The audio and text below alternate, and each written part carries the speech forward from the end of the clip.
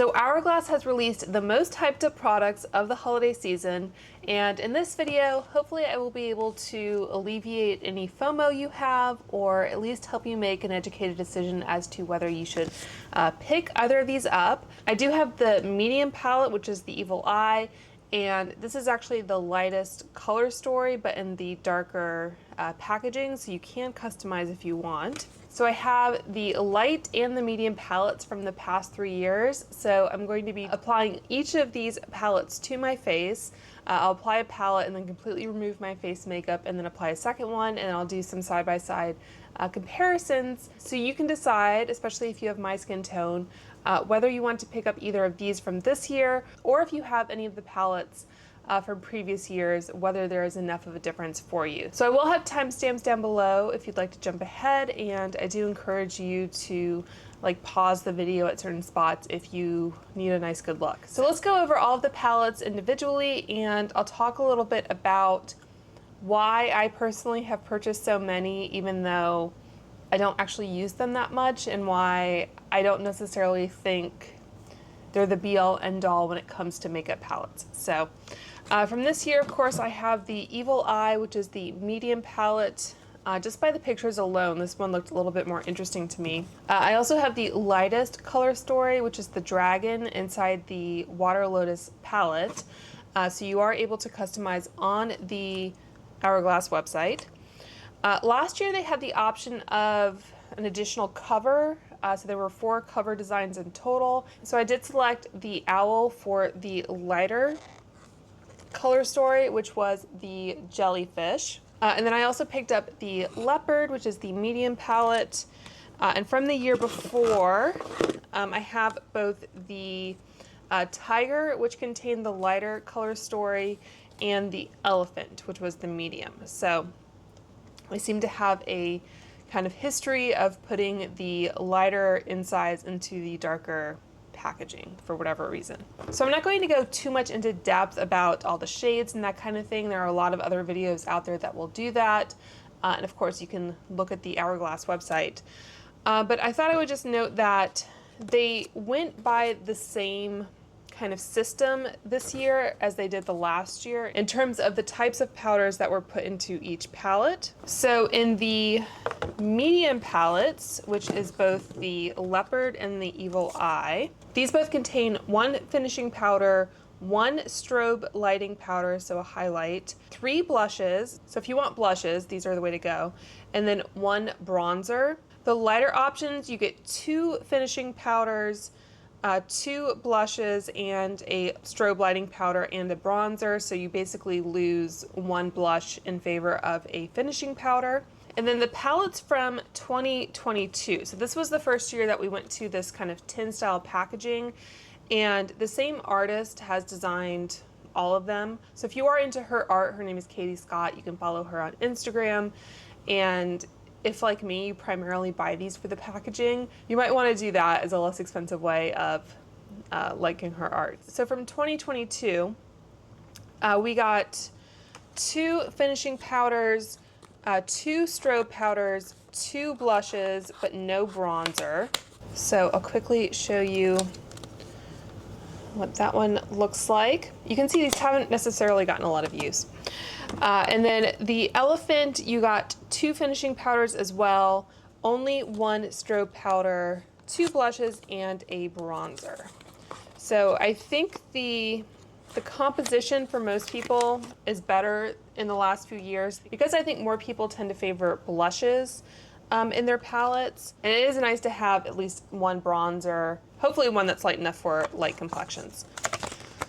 So I did purchase everything from Hourglass, paid for overnight shipping. I actually did place 2 separate orders, and that is because for whatever reason, Hourglass only allows you to purchase 1 gift box per order, and I like to pick up these gift boxes because I just think they're really beautiful, and I like to have them for storage or display or whatever, so I hold on to them.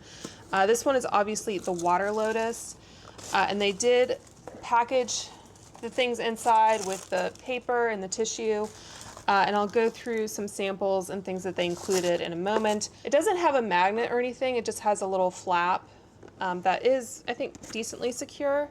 So it's probably less expensive to do that and probably more environmentally friendly. So I'm not too upset.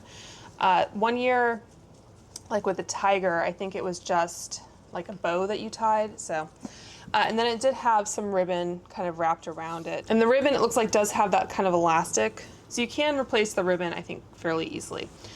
So I got that one in one order. I also got the Evil Eye, which has really beautiful foiling on it. And again, same general setup. I'm not sure if you can buy the boxes separately. Again, that would be a cheaper way of enjoying the artwork without purchasing the actual palettes. This is the Leopard one that I mentioned. It looks like I kept the bow from that one. And then, yeah, here's the tiger one, which had that kind of bow attachment. So, yeah, I like that they've kind of changed it up a little bit. They also have the option of purchasing bags, gift bags. So I went ahead and did that for all three. I did go on the website earlier and I saw that you could add these to bag without purchasing the actual palette. So these are $5 a piece. So very nice quality gift bags with, there is some tissue kind of folded up in there. So again, I'm just saying that if you want to kind of collect the artwork, or with some bags, I don't know that I would do it with this one, but sometimes I'll frame things like this. So there's the water lotus. I think on the whole, I like this year's artwork. I really liked the owl from last year, and the leopard was really striking as well, especially having the kind of white and black to play off of the owl. And I always feel like I get suckered in by the artwork itself and not so much the powders, which I know is kind of ridiculous. So the reason I'm going through all of this is just so you, I don't know, have options to enjoy if you want. And this is the dragon, which is the outer cover of the lightest colorway. I do like this kind of jade green on the gold metallic background. And they even made the H green, I believe, on the actual palette. So there's that. They've also expanded their collection. So last year they had this travel powder brush with the snake design. So I did end up picking this up. I think I might have gotten it from Ulta a while later. But my chief complaint about the palettes is that I think the pans are too small to really use them effectively, or at least I feel like I'm really trying to focus a lot on actually getting what I want when I go in. Does it really matter? Maybe not. We'll see that in the demo. But that's always been my chief complaint with these. I don't mind the tin packaging. Again, I think they're trying to be a little bit more environmentally friendly. It doesn't stay up like it used to. I have an older one here. I'm not sure what year this is from, but yeah, they used to stay up a little bit more, and this one definitely got a little bit more use. So anyway, so I have a set of light and medium from the past 3 years where they've gone to this tin packaging. I also have a fairly sizable Hourglass collection, which I keep in this old Sephora gift box. Just to show you, like, I always end up picking them up. I even have, like, I think this is their original palette that had this font on it, their original ambient lighting palette. And this, to me, was always a much better size than what you get in these palettes. It's just a little bit easier to kind of get your brush in, and that is one of the reasons why I still keep their blush trio, which I don't know why they haven't re-released. But this has been kind of a keep within reach palette of mine for a lot of years, just because it has a good variety of shades and the pans are a decent size, especially for blush. These are each 3.3 grams, so roughly 3 times the size per pan compared to these guys. In terms of value, I mean, value is very subjective in terms of how you want to use it or how you enjoy it, but they are the same size as these little minis. And of course, we are getting 5 new shades per palette this season. There's been some question as to whether one of the shades in the lightest palette is truly a repeat or whatever. But anyway, this is the tiny little blush that you can buy separately. And I don't mind this pan size as much when it's all by itself, because even if you're brush is going outside the pan. It's not going into any other products. Whereas with something like this, if you're trying to go into, say, a finishing powder with a larger brush, you might end up getting some of the blush shade on your brush. So anyway, that chief critique is one of the reasons why I picked up this brush last year, because they sold it as part of the collection. So I kind of figured, well, I'll give it a shot. This year they did release a couple of, I think this is a brush they already have, but they repackaged it. So this is the Lighting Edit brush in the Evil Eye variation. They do have the dragon as well. I'm not sure why they didn't do it for the Water Lotus, but anyway, that is what the brush looks like. And this handle part, I'm pretty sure is plastic. So in general, it just feels not quite as luxe, if I'm being honest. Hourglass is, I believe they're totally vegan, cruelty-free. So the bristles are going to be synthetic, which is fine. I don't mind that. They feel soft, and I think synthetic bristles have come a long way. I still think I have a slight preference towards natural hair when it comes to powder products, especially baked powder products, because those can be a little bit more difficult to pick up, but I'm always up for trying new things. Okay, so this is going to be a brand new brush.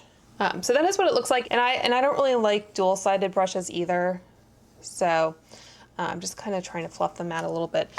Basically, they say that this end down here is for bronzer, and this side up here is for blush and highlighter. They don't specifically recommend this brush for the finishing powders, so we'll see what I use when it comes to that. Maybe I'll try to like stick this brush in there. So they have this, and then they also have some dedicated sets where the brushes on the inside, I think, are just solid gold, but they come in a little tin package, which looks nice. I think, again, those are the Dragon and the Evil Eye colorway. I don't know why they didn't do a Water Lotus.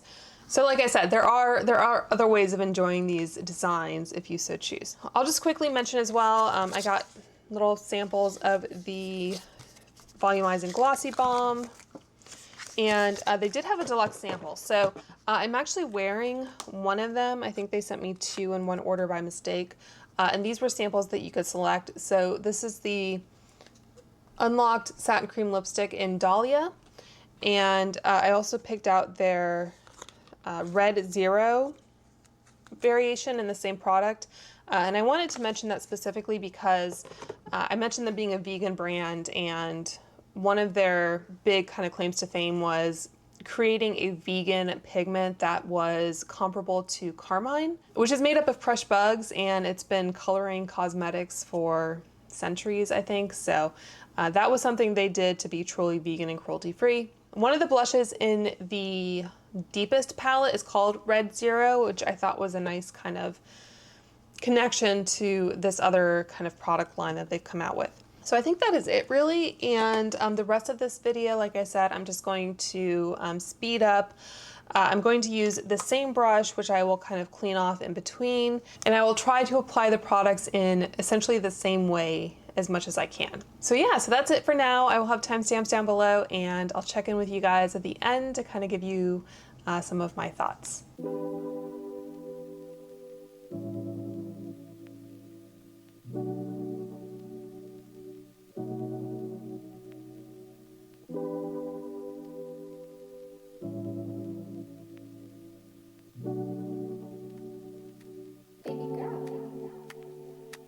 I think I've fallen for you, and I don't know why, I don't know why. You love that summer rain in mid-July, mid-July. My last name fits you better. When I'm with you, there's no pressure. I miss your worn-out sweaters. Weather couldn't compromise our love. I spent too much time on us, and I think you got me stuck on loving. You can't function. I gotta tell you all my secrets, and you know that just ain't easy for me. Oh baby, won't you come to my town? Last time around, you ain't come to my house. Stay for a while, me, my mama, and my family. All right, so there we have it. So by now you've seen all of the kind of face application swatches of all 6 palettes I have from the past 3 years. And the one I ended on actually is the Elephant palette. So I believe this is the one that is currently repackaged as a collaboration with Barney's. So this one has Dim Light, Soft Light, which is also repeated in, I think, the Evil Eye palette. It is. So that's the repeat in the Evil Eye palette, and then we have a metallic strobe powder in Beaming Strobe Light, a bronzer in Lustrous Bronze Light, a blush in Iridescent Coral, and a blush in Radiant Rose. So that is what I currently have on my face. That's where we ended. I did take some notes as I was swatching everything. So I think the big picture is there's no denying that these are beautiful powders. I mean, there's a reason why their initial launch has spawned so many successor products and now these palettes. They do give a beautiful effect to the skin. The real question though is, will anyone else notice a big difference between one palette over another? I would say overall, the lighter palettes were easy to apply. I didn't have to be as careful in the application. I felt like I could work with both the light and the medium palettes, but in general, the light palettes are going to be just a little bit easier, as you would expect and hope. That being said, I think my takeaway is that this is the Jellyfish palette from last year that I have in the Owl packaging. I think I prefer this to this year's light palette. I think this was an improvement over the year before in that it did include a bronzer. So it's nice to have at least a bronzer option in a light palette. So out of the 3, I think this is my favorite. The shelf life on these, they say, is 12 months, so arguably maybe you should replace it every year. I don't think most people kind of take that too seriously, especially with a baked powder product like this. So if you have the light palette from last year, chances are it's perfectly fine. If by chance you've hit pan on that palette, then yes, maybe it's a reason to replace it. But otherwise, I don't know that you need to rush out to buy the new one. And between the 2 palettes for this year, I think I might have actually liked the highlighter in the Evil Eye a little bit better. I think I liked the tone perhaps. So that's something to consider. I'm pretty sure my Evil Eye palette did not have that kind of protective film on it. I don't think there's any issue with the actual packaging or anything, but I just wanted to note that as being kind of a weird thing that I noticed. And that's one reason why I think these are, in theory, good for travel, but I like the packaging too much to risk them getting dented and scratched. So that's just kind of my own sort of hang up with it, but I recognize them as being kind of, in theory, a good all-in-one palette that you could take on the road. The brush, in theory, I guess would also be a good travel brush. Again, I don't really like dual-ended brushes. I felt like when I was using one side of it, like I was kind of feeling the end of the brush on the other side. Maybe I just like to hold my brushes a bit further back.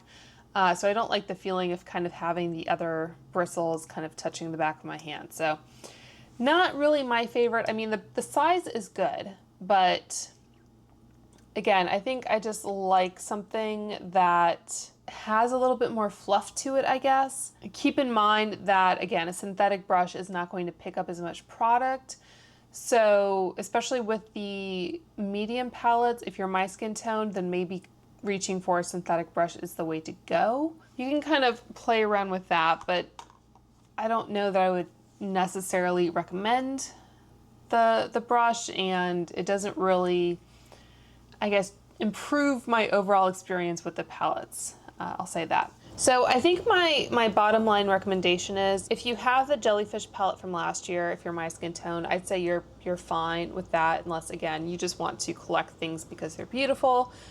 You can, I guess, just pick up a bag or something if you want to experience the packaging design, but I know that's a little silly. Yeah, so I would say if you have the Jellyfish palette, you're set.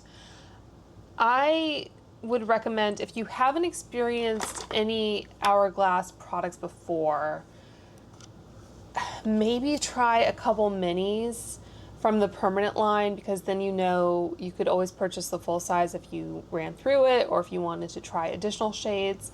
And again, like I said, the minis by themselves I think are a little bit more practical. So you are getting a good value when you add up the cost of 6 minis in one of these palettes, but again, you're paying kind of less money up front. So yeah, if you haven't experienced any Hourglass powders before, I would maybe just think about which formulas you're most interested in trying, whether it's the finishing powders, the blushes, the bronzers, that kind of thing, and then go from there.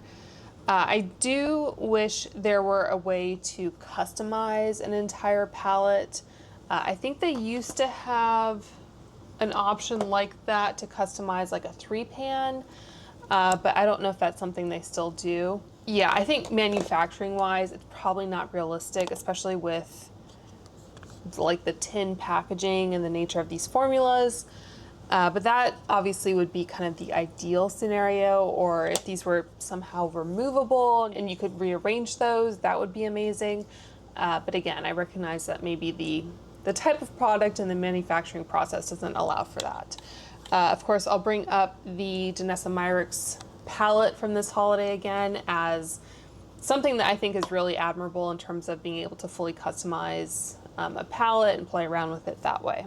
So I think that's it as far as a conclusion. If you do have any specific swatch comparisons, I'd be happy to put those up on Instagram, whether it's between some of these palettes or with some of the products in their permanent line. If I do have those shades, I'd be happy to swatch those for you.